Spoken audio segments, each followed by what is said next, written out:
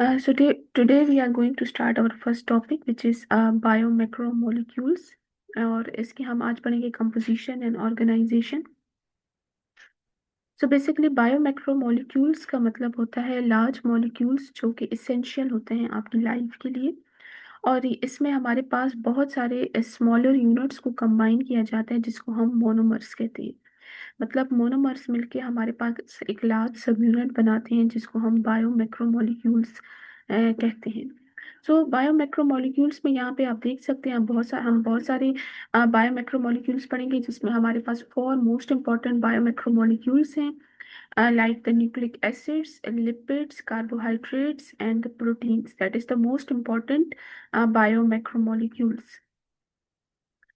बायोमैक्रोमोलिक्यूल्स का रोल आपकी लाइफ में क्या होता है? They having the four major types of the biomacromolecules, and their roles are special according to their organization and according to their need.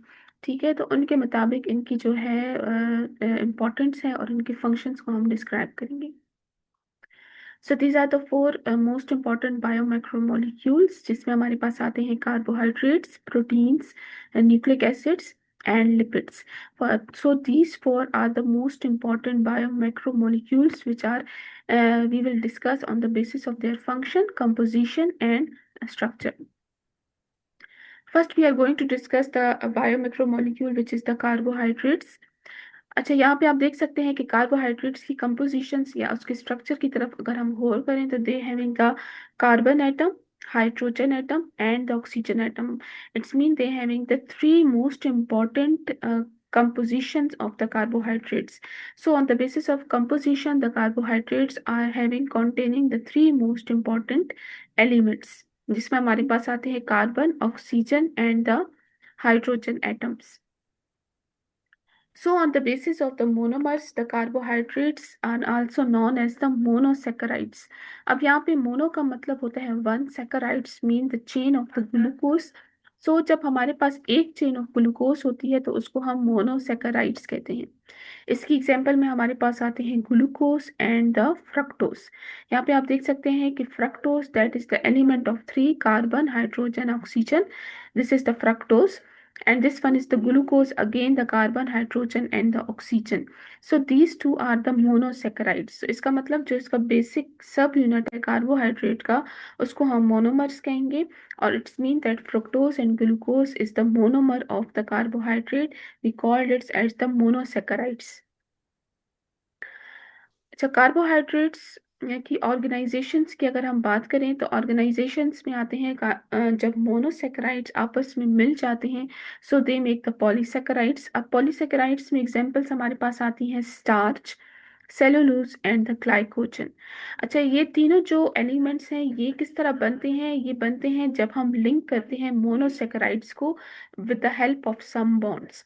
Organisations अगर हम base करें कार्बोहाइड्रेट्स की वो बनती है जब हम मोनोसेक्राइड्स को एक दूसरे के साथ लिंक करते हैं with the help of bonds. We called it's as the polysaccharides. यहाँ पे देख सकते हैं कि स्ट्रक्चर डायग्राम में कार्बोहाइड्रेट्स के दो टाइप्स हैं, simple and the complex. Simple one we call the monosaccharides, and the example include the glucose, fructose, and the galactose. Disaccharides include the maltose, lactose, and the sucrose. जब monosaccharides और disaccharides with the help of the chemical bond जब linked होते हैं they make the polysaccharides. इसकी example हमारे पास आते हैं starch, fibers, glycogen, cellulose is the example of the polysaccharides.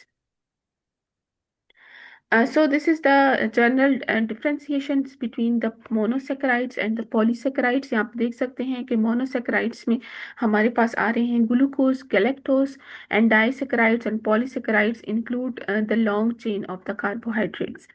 Monosaccharides, it's mean they having the simple sugar, the single unit, they having the sweet taste, soluble in the water. For example, जब हम glucose को water में डालते हैं, glucose, fructose and galactose is the example of the monosaccharides. Polysaccharides जो है इसके मुकाबले में कम्प्लेक्स कार्बोहाइड्रेट होते हैं. इनकी जो चेन होती है बहुत ज़्यादा लॉन्ग होती है जिसमें मोनोसेक्राइड्स एक दूसरे के साथ कनेक्ट होते हैं. They having no sweet taste and less soluble in the water. और इसके एग्जाम्पल हमारे पास आते हैं starch, glycogen and the cellulose. This is the differentiation between the monosaccharides and the polysaccharides. So now we discussing the function of the carbohydrates. अब carbohydrates के function में हमारे पास आते हैं बहुत सारे फंक्शंस। फर्स्ट, कार्बोहाइड्रेट्स हमारे पास एनर्जी सोर्स का काम करते हैं, ठीक है। सेकंड जो है एनर्जी स्टोरेज, जिसमें हमारे पास ग्लाइकोजन जो है वो स्टोरेज करेगा एनिमल्स में, और स्टार्च जो है वो प्लांट्स में। फिर आपकी आती है स्ट्रक्चर कंपोनेंट, जिसमें हमारे पास सेलुलोज आता है, जो कि आपके प्लांट सेल वॉल के लिए ज़रूरत होते हैं। चाइटिन्स जो कि इंसेक्ट्स की जो सेल वॉल होती है उसमें हेल्पफुल होते हैं। इसके बाद आपके आती है सेल रिकॉग्निशन। सेल रिकॉग्निशन में कार्बोहाइड्रेट किस तरह रोल प्ले करते हैं, जिसमें मोस्ट इंपॉर्टेंट आती है आपकी ग्लाइकोप्रोटीन एंड द ग्लाइकोलिपिड। ये आपके सेल टू सेल सिग्नलिंग में जो है वो हेल्पफुल होते हैं। फिफ्थ फंक्शंस कार्बोहाइड्रेट्स का जो है वो है बायोमोलिक्यूल्स प्रिकर्सर्स। फॉर एग्जांपल, जब न्यूक्लिक एसिड को बनाना हो या अमाइनो एसिड्स को बनाना हो तो उसमें कार्बोहाइड्रेट्स जो है वो मेन रोल प्ले करते हैं। फिर हमारे पास आते हैं डाइजेस्टिव हेल्थ। फॉर एग्जांपल, आपकी फाइबर्स में गट में जो फाइबर्स के लिए मोस्ट इंपॉर्टेंट रोल होता है वो भी carbohydrate in the form of the starch and the glucose fibres जो है वो इनटेक कर सकते हैं। सो this is the six most important functions of the carbohydrates for your body. अच्छा, यहाँ पे कुछ और फंक्शंस डिस्कस किया गया है। For example energy storage. अब एनर्जी स्टोरेज में हमारे पास आता है कि स्टार्च जो है वो प्लांट्स में एनर्जी को स्टोर करता है, जबकि ग्लाइकोजन जो है वो एनिमल्स में जो है एनर्जी को स्टोर करता है। स्ट्रक्चर सपोर्ट जैसे प्लांट्स के स्ट्रक्चर को जो हमने फोटोसिंथेसिस में देखा था, पॉलिनेशंस में देखा था कि प्लांट का स्ट्रक्चर जो है वो स्टेबल होता है, खड़ा होता है। तो स्ट्रक्चर सपोर्ट्स में सेलुलोज जो है मोस्ट इंपॉर्टेंट रोल प्ले करता है। फिर आती है सेल रिकॉग्निशन, जो हम डिस्कस कर चुके हैं कि सेल टू सेल सिग्नलिंग में आपकी ग्लाइकोप्रोटीन्स और ग्लाइकोलिपिड्स जो है वो मोस्ट इंपॉर्टेंट जो है रोल प्ले करते हैं।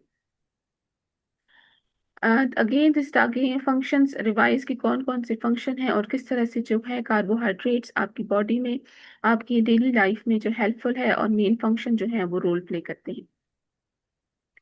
नेक्स्ट जो हमारे पास बायोमैक्रोमोलिक्यूल है उसको हम प्रोटीन्स कहते हैं। सो प्रोटीन्स अगर हम कंपोजिशंस की बात करें तो ये they are composed of the amino acids. Proteins का बेसिक यूनिट अमीनो एसिड्स होता है, और हर एक जो प्रोटीन होती है वो मोस्ट इंपॉर्टेंट थ्री कंपोनेंट से मिलकर बनी होती है, जिसमें फर्स्ट आता है उसका कार्बोक्सिलिक ग्रुप, सेकेंड आता है हाइड्रोजन एटम, एंड थर्ड आती है साइड चेन, जिसको हम आर से भी डोनेट करते हैं। मतलब ये तीन जो आपके मोस्ट इंपॉर्टेंट एलिमेंट्स हैं, ये कंपोजिशंस हैं प्रोटीन्स की। नाउ इन द स्ट्रक्चर आप देख सकते हैं कि अमाइनो एसिड्स जब मिल जाते हैं तो उनको हम पेप्टाइड्स कहते हैं, और ये इसकी प्रोटीन की बेसिक जो है वो स्ट्रक्चर बनाने में हेल्प करता है। उसका बेसिक जो है आपकी बॉडी के डिफरेंट फंक्शंस में भी प्रोटीन मेन रोल प्ले करता है। ना यहाँ पे देख सकते हैं कि प्रोटीन का जो मोनोमर है वो अमाइनो एसिड है। अब एक अमाइनो एसिड्स की कंपोजिशन में हमारे पास आता है नाइट्रोजन, हाइड्रोजन, हमारे पास आएगा carboxylic group, and this one is the R group which we call the side chain of the proteins, जो कि बहुत सारे जो फंक्शनल ग्रुप्स हैं इसमें अटैच होंगे on the basis of the types of the proteins, और वो जो है पेप्टाइड्स की लॉन्ग चेन जो है वो बनाएंगे। ओके, जनरल अमाइनो एसिड्स का स्ट्रक्चर यहाँ पे देख सकते हैं। Carbon is at the centre, they are connected with the amino group. In right side they are connecting with the carboxylic group, hydrogen के साथ कनेक्टेड है, and this R is the variable side chain that we call the functional group, and that is attached with the alpha carbon on the basis of the types. It can be changed, and it can on the basis of that the name of the amino acids will be changed. So ये आपका जो है amino acids का journal structure है। अब अगर organisations की बात करें तो हमारे पास प्रोटीन्स बहुत ज़्यादा कॉम्प्लेक्स होता है, they having the three dimensional structure, जिसमें हमारे पास आती है primary, secondary, tertiary and the quaternary levels of the proteins. यहाँ पे देख सकते हैं जो ए के साथ डोनोट किया गया है, that is the primary. Primary जो हमारे पास होती है वो सिंपल पेप्टाइड स्ट्रक्चर होती है, जो कि हमने पिछली स्लाइड्स में डिस्कस की थी, that is the primary. This one that is been showing that is the secondary structure, ये आपका सेकेंडरी स्ट्रक्चर है, जिसमें अल्फा एंड बीटा शीट्स जो हैं वो आपस में ज्वाइन है। अगेन जब अल्फा एंड बीटा शीट्स जो हैं वो डाइसल्फाइड बॉन्ड के जरिए आपस में जुड़ जाती हैं, that they make the tertiary structure, and again they will make many complex structure, then they make the quaternary structure. उसके बाद जो है आपका प्रोटीन बहुत ज्यादा कॉम्प्लेक्स ट्यूबुलर स्ट्रक्चर की फॉर्म में जो है वो अरेंज हो जाता है। Now here you can observe that the primary structure, यहाँ पे आप देख सकते हैं कि जितनी भी प्रोटीन्स हैं वो पेप्टाइड बॉन्ड्स, अब यहाँ पे पेप्टाइड बॉन्ड्स एक अमाइनो एसिड को दूसरे अमाइनो एसिड्स के साथ ज्वाइन करता है और they make a primary structure of the protein. Then after the primary structure, secondary structure में हमारे पास आती हैं अल्फा शीट्स। ये आप देख सकते हैं, this is the alpha sheets and this one is the beta sheets. और यहाँ पे जो इनको ज्वाइन करती हैं alpha sheet and beta sheets को, that we call the hydrogen bonds. In the tertiary structure, they are again linked with the disulfide bond, जिसको हम कहते हैं डाइसल्फाइड बॉन्ड, इन सबको आपस में ज्वाइन करके रखता है। और यहाँ पे हमारे पास हाइड्रोफोबिक एंड हाइड्रोफिलिक इंटरेक्शंस होती है प्रोटीन्स की, जितनी भी पेप्टाइड्स बॉन्ड है, जितनी भी प्राइमरी स्ट्रक्चर है प्रोटीन का। So now what is the function of the protein, यहाँ पे आप देख सकते हैं कि प्रोटीन का फंक्शन ये है कि ये इंजाइम्स जितने भी होते हैं वो प्रोटीन इन नेचर होते हैं। आपकी जितनी भी स्ट्रक्चरल प्रोटीन्स है, जैसे कि आपका कोलाजन या केराटिन जो हेयर्स एंड नेल्स में पाए जाते हैं, they are the proteins. Transport protein जिसमें हमारे पास आती है हेमोग्लोबिन, आपका हार्मोन्स और जितने भी एंटीबॉडीज हैं, they are the this is the function of the protein, जो हेल्प करते हैं कि प्रोटीन को डिफरेंट फंक्शन जो है वो परफॉर्म कर सके। Again, here you can observe the different function of the protein, like the catalysis, जहाँ पे बहुत ज़्यादा enzymes involve होंगे, your defense mechanism, your structured support, your signaling in the cells, आपकी जितनी भी movement है, muscles की movement जो प्रोटीन से मिलकर बनी होती है, और transport जो कि cell signals का काम करते हैं, they are all are proteins। यहाँ इन सब में proteins जो है वो main role play करती है आपकी body में। देन हमारे पास थर्ड बायोमैक्रोमोलिक्यूल्स आते हैं, जिसको हम न्यूक्लिक एसिड्स कहते हैं। On the basis of composition they are called the nucleotides. For example हमारे पास यहाँ पे फर्स्ट जो कंपोजिशन है वो आपकी शुगर है, यहाँ पे आप देख सकते हैं, this one is the pentose sugar in the nucleic acid, that may be the ribose and the deoxyribose. The second one is the phosphate group, जो आपका phosphate group होगा, that is the third second composition of the nucleic acid, and the third one is the nitrogenous bases, and these three are the elements of the nucleic acid जो कि compositions बनाते हैं आपकी nucleic acids ही। Nucleic acids में हमारे पास organisation की बात करें तो इसमें हमारे पास आता है डीएनए, जिसको हम डीऑक्सीराइबोन्यूक्लिक एसिड कहते हैं, जो हमने लास्ट स्लाइड में डिस्कस किया था, that is the double helical structure. And again, the second one is the RNA, which we call the ribonucleic acid, that is the single-stranded structure. And these two structures make the organization of the nucleic acids very much easy, and they composed in the chromosomes. Now, general structure of double helical structure, यहाँ पे देख सकते हैं DNA having the double helical structure, and they are connected with the sugar phosphate backbones, which we call the backbone of the DNA, and they are connected with the hydrogen bonds, जिसमें हमारे पास adenine connect होगा thiamine के साथ। यहाँ देख सकते हैं adenine and thiamine जो है make a two bonds, and guanine and cytosine make a three bonds. So they make the double helical structure of the DNA. What is the function of the nucleic acids, का काम क्या होता है, ये DNA को store करता है। Genetic information जितनी भी आपकी होगी वो डीएनए के अंदर स्टोर होगी।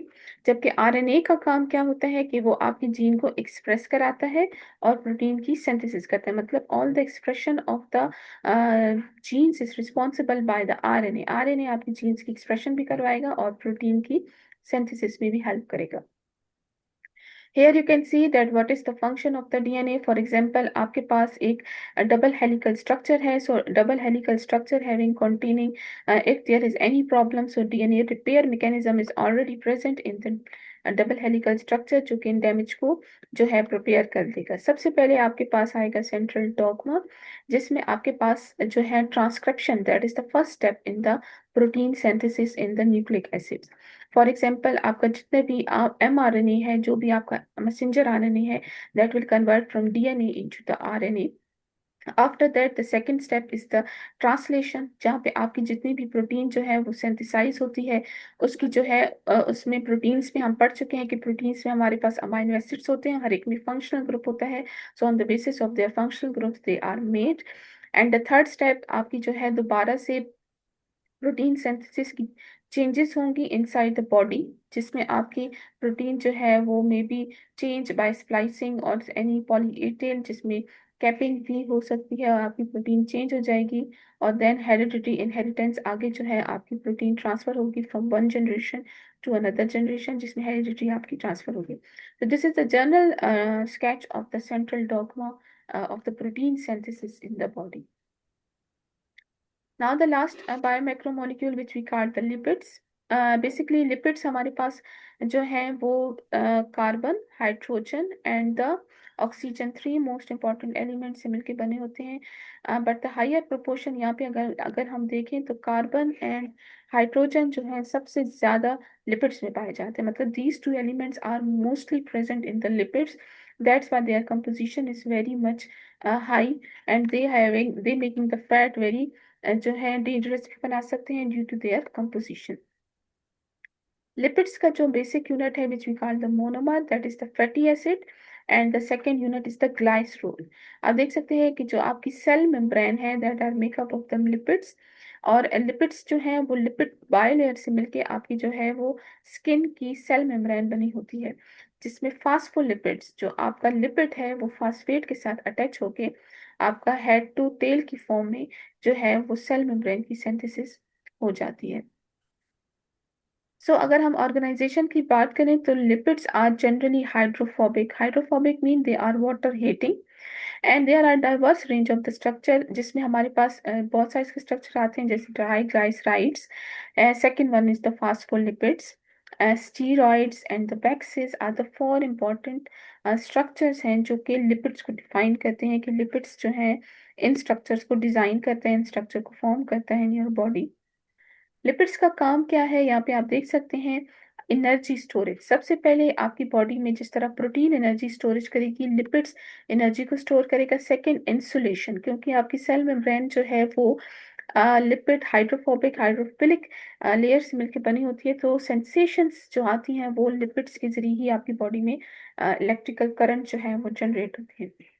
सेल मेम्ब्रेन की कंपोजिशंस, कंपोनेंट्स, जिसमें आपके पास यहाँ देख सकते हैं हेड एंड टेल जो एक खास कंपोजिशन से ज्वाइन होते हैं, that make the lipids bilayer, जो कि आपके सेल मेम्ब्रेन के कंपोनेंट्स मैं बना।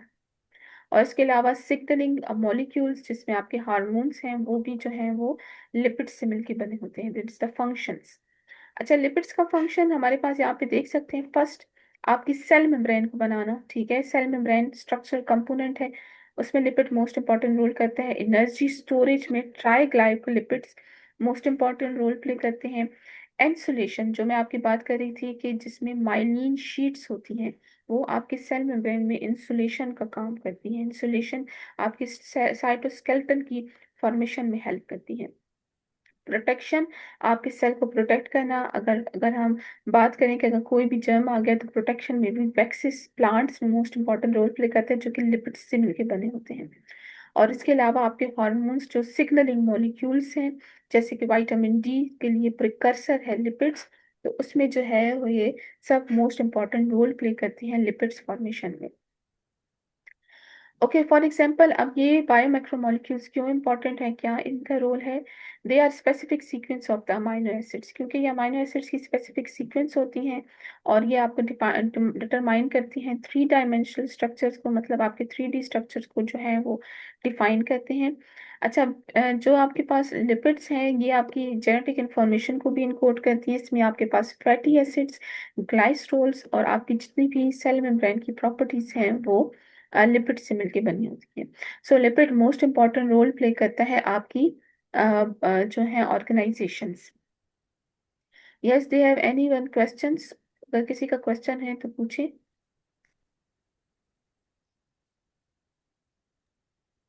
अस्सलाम वालेकुम मैम। वालेकुम सलाम जी। मैम ये इसके साथ डिफरेंट स्ट्रक्चर आपने बताया, मतलब लिपिड्स वगैरह की, ये पेपर पॉइंट ऑफ व्यू से इम्पोर्टेंट है कि नहीं? डिफ्रेंसिएशन आप अपने समझने के लिए कर लें, लेकिन पेपर पॉइंट ऑफ व्यू से शॉर्ट क्वेश्चंस की फॉर्म में डिफ्रेंसिएशन का क्वेश्चन आ सकता है, तो वो आप अपने पास नोट कर लें। मैम ये लेकिन मैं साइक्लिक का स्ट्रक्चर। कोर्स तो नहीं है। नहीं, मैंने मिड का कोर्स आपको एक्सप्लेन कर दिया है, वहां तक ही मिड का कोर्स आएगा, ये सारा कोर्स आपका फाइनल में इंक्लूडेड होगा। ओके। अच्छा, तो नाउ क्योंकि मीटिंग जो है वो 15 मिनट्स है, तो हम इसके साथ एक दूसरा टॉपिक जो कनेक्टेड है, और स्टूडेंट्स जो हैं वो अगर किसी और का भी क्वेश्चन तो काइंडली पूछ सकते हैं। इसके साथ जो दूसरा टॉपिक कनेक्टेड है जो कि ह्यूमन फिजियोलॉजी को डिफाइन करते हैं, that we call the human digestive system. और ह्यूमन डाइजेस्टिव सिस्टम में हम पढ़ेंगे उसका डिफरेंट स्ट्रक्चर, कि किस तरह से हम स्ट्रक्चर होता है ह्यूमन डाइजेस्टिव सिस्टम का, और ये किस तरह से डिफाइन करता है आपकी बॉडी को। अच्छा, ह्यूमन डाइजेस्टिव सिस्टम आपका जो होता है ये आपका प्रोसेस होता है जिसमें आप फूड को रिड्यूस करते हैं स्मॉलर अमाउंट्स, मतलब आप फूड को रिड्यूस करते हैं स्मॉलर अमाउंट में, और फिर आपकी बॉडी अब्सॉर्ब करती है इन फूड पार्टिकल्स को। सो डाइजेस्टिव सिस्टम में आपके दो मेजर पार्ट्स आते हैं, एक आपका आता है मेजर ऑर्गन, और एक आपका पता आता है एक्सेसरी ऑर्गन्स। मेजर ऑर्गन्स में include the mouth, oesophagus, stomach, small intestine and large intestine, ये आपकी मेजर ऑर्गन है। एक्सेसरी ऑर्गन्स में आपके पास आ गया liver, gall bladders and the pancreas. So this is the general overview of the human digestive system. यहाँ पे आप देख सकते हैं that start from the mouth, oesophagus, फिर आपके जितने भी ऑर्गन्स हैं that end with the large intestine. So we discussing the human digestive system in the simple way कि कौन कौन से functions हैं और इसका क्या रोल है फूड की डाइजेशन में और एनर्जी की प्रोडक्शन में।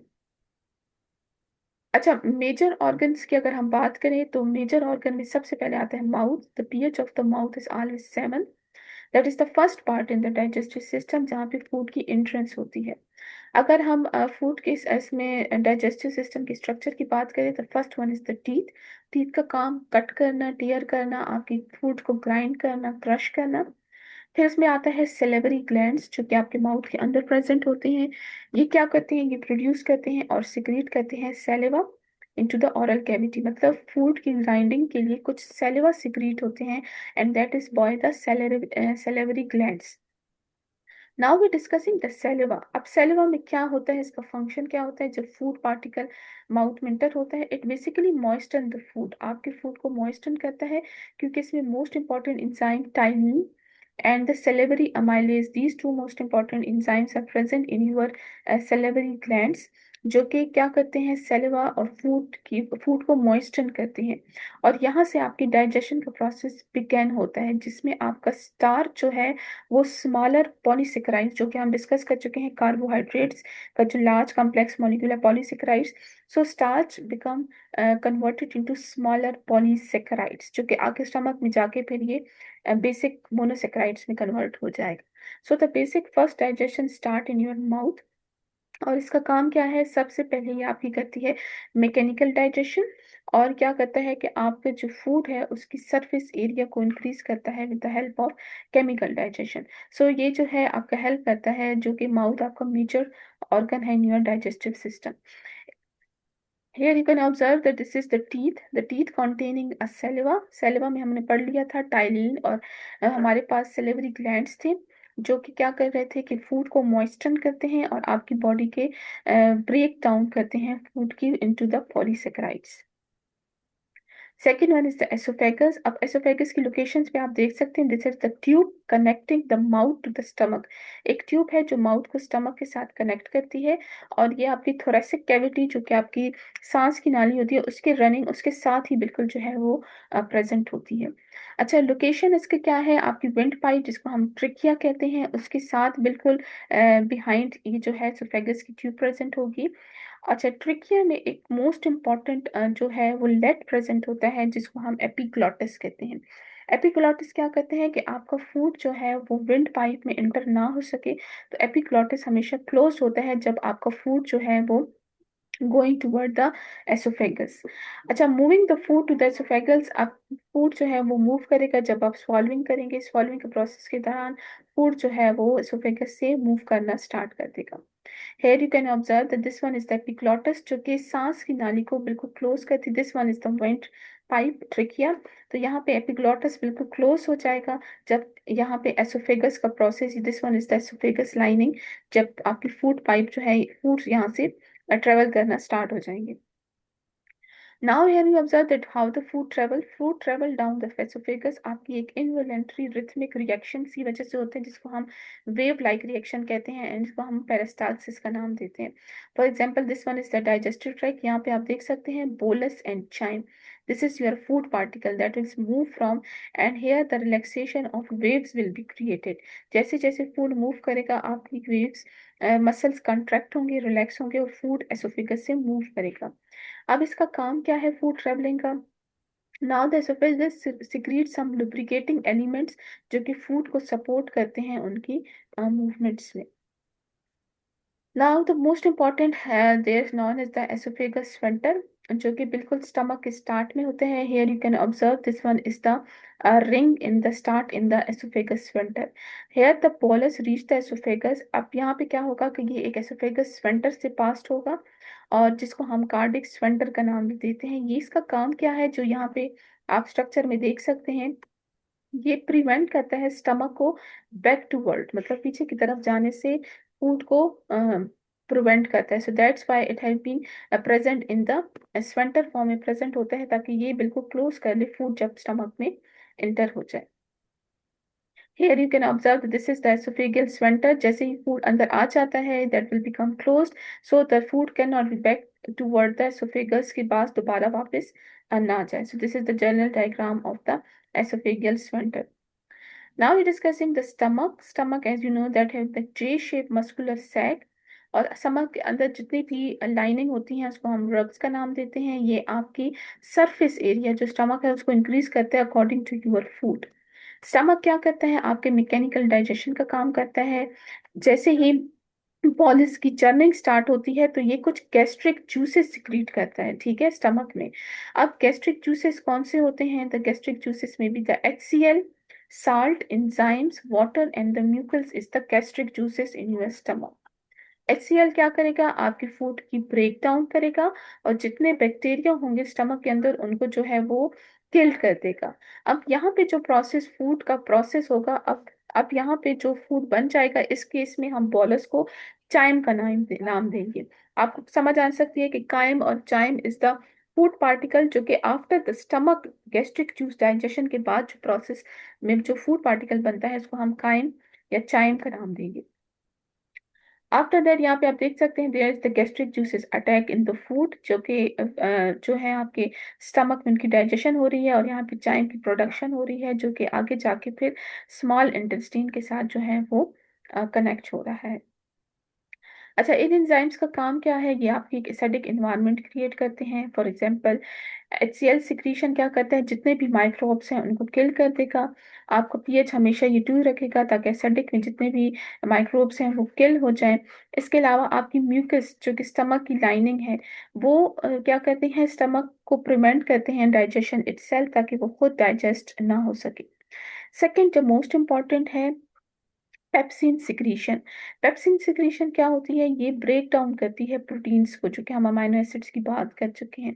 ये हाइड्रोलाइज करती है प्रोटीन को into polypeptide. Polypeptide basic monomer of the protein, और यहाँ पे भी 2 रखा जाता है ताकि एंजाइम्स जहाँ जितने भी सेलेवरी ग्लैंड से हो रहे हैं वो stop breaking down the carbohydrate. अब यहाँ पे कार्बोहाइड्रेट्स की जो है डाइजेशन स्टॉप हो जाएगी, यहाँ पे प्रोटीन की डाइजेशन स्टार्ट हो जाएगी. When the pepsin secretion enzymes will be released from the reaction.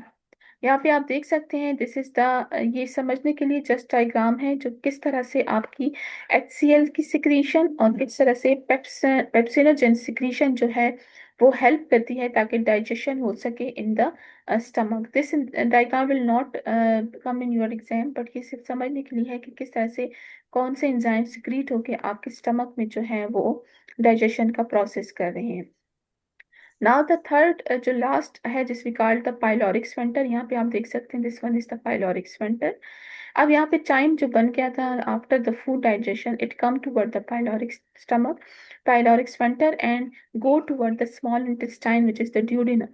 अब यहाँ पे क्या होगा, जब ये ड्यूडेनम में चला जाएगा तो again this will be closed and it pass through a muscular ring sphincter which we call the pyloric sphincter. अब यहाँ पे दोबारा से ये स्टॉप हो जाएगी and all the time will go toward the duodenum after the gastric juice attack. Again, here you can observe that this one is the pyloric sphincter, and this pyloric sphincter will be stopped when the chyme start to moving toward the duodenum. Small intestine के पास जैसे ही move करना start करेगा, so that lining will become closed. Now, stomach does not digest itself. That is the most important question कि stomach itself digestion क्यों नहीं होती? The first answer to this question is the protective mechanism. आपका protective mechanism, three protective mechanism present होते हैं in your stomach. सबसे जो most important protective mechanisms है वो ये है कि स्टमक सिक्रीट करता है गैस्ट्रिक जूसेस को, जो कि सिर्फ फूड को डाइजेस्ट करते हैं, स्टमक को इटसेल्फ डाइजेस्ट नहीं करते. सेकंड, इसकी म्यूकस जो है वो कोट करता है स्टमक की लाइनिंग को. सो that's why the gastric juices जो हैं वो स्टमक को प्रिवेंट करते हैं ताकि वो स्टमक को हार्म ना पहुंचा सके. और जो थर्ड मैकेनिज्म है वो ये है कि पेप्सन सिक्रीट होता है अनएक्टिव फॉर्म, जिसको हम पेप्सेनोजेन कहते हैं. ये हमेशा अनएक्टिव फॉर्म में सिक्रीट होता है. जैसे ही पेप्सेनोजेन पेप्सन में कन्वर्ट होगा तो तब हम आपके पास जो रिएक्शन होगा वो आपका एसिडिक होगा, तो तब डाइजेशन का प्रोसेस स्टार्ट होगा. सो this is the three most important protective mechanism present in the stomach. So that's why the stomach does not digest itself. इस वजह से स्टमक जो है वो अब खुद इसकी डाइजेशन नहीं होती, और ये जो है वो डाइजेस्ट जो है गैस्ट्रिक जूसेस को कर देता है. सो जो स्टमक का यहाँ पे बताया गया है कि स्मॉल अमाउंट में गैस्ट्रिक जूस उस टाइम तक रिलीज करेगा जब तक फूड प्रेजेंट होगा. इट्स मीन जब तक फूड प्रेजेंट होगा तो आपके गैस्ट्रिक जूसेस उस टाइम तक ही जो है वो रिलीज होंगे. सेकेंड, यहाँ पे एक म्यूकस कोट्स की बात की थी जो कि स्टमक को प्रोटेक्ट करते हैं फ्रॉम द, मतलब जिस तरह प्रोटेक्शन होती है सेल वॉल सेल मेम्ब्रेन की, इस तरह गैस्ट्रिक जूसेस की लाइनिंग भी हेल्प करती हैं ताकि जो है ये प्रोटेक्ट कर सके फ्रॉम ऑल दीज साइड्स. तो ये है आपका आज का टॉपिक. आप देख सकते हैं कि आज हमने दो जो है टॉपिक्स में डिस्कस किया बायो मैक्रोमोलिक्यूल्स को, और इसके साथ हमने डिस्कस किया ह्यूमन डाइजेस्टिव सिस्टम को जो कि हेल्प करते हैं